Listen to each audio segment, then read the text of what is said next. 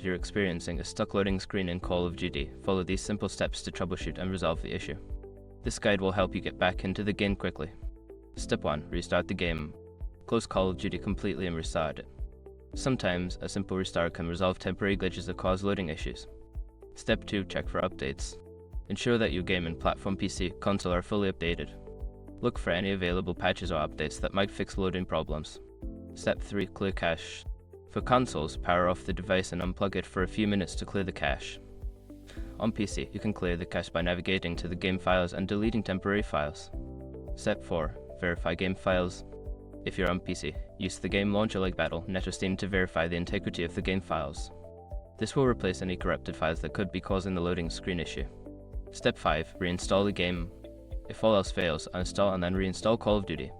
This can fix persistent issues by ensuring you have a fresh installation of the game. By following these steps, you should be able to resolve the loading screen issue and enjoy your game. Good luck and happy gaming!